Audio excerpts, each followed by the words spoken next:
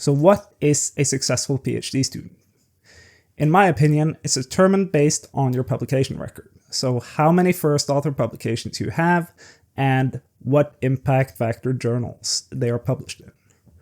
And so the question is, how do you get a lot of first author publications and in high impact journals? Well, this is determined mostly based on if your project works or not.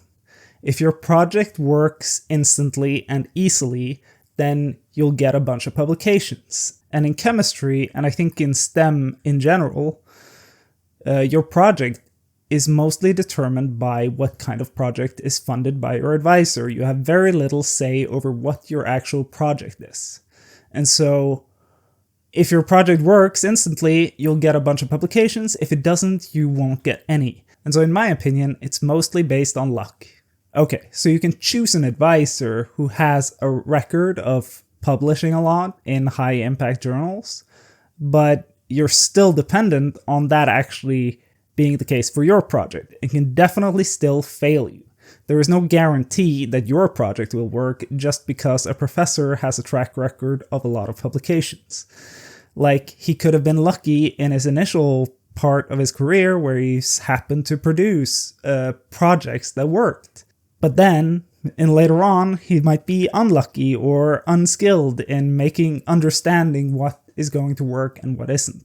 And so, but if you have an advisor who is completely incompetent and have created a project that just doesn't work, and he is unable to help you in any way fix it, then it's going to be very difficult, it's going to take a lot of time, and you're not going to get any publications anytime soon. And so everything will take longer, and it might never work. It doesn't matter how clever you are, it doesn't matter how hard you work, you will just not get any publications. That's just how it is. And I know people who worked a lot more than me during their PhD, put in a lot more hours, and I have no reason to believe they're any stupider or less knowledgeable or less skilled than I am.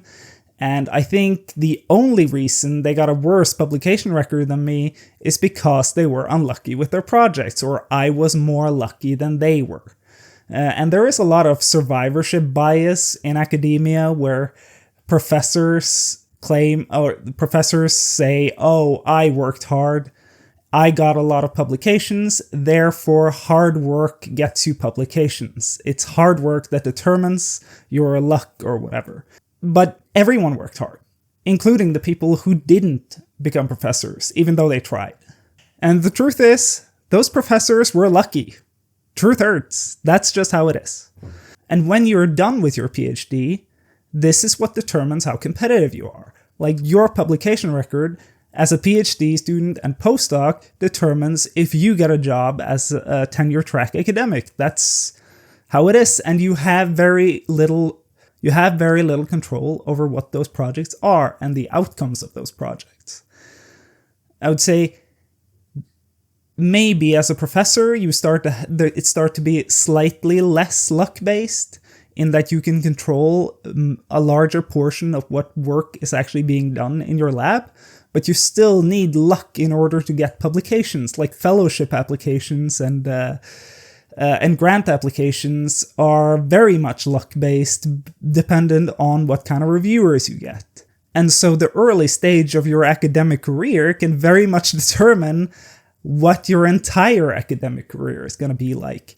And it's so dependent on luck. If you want a career in academia, you better be lucky.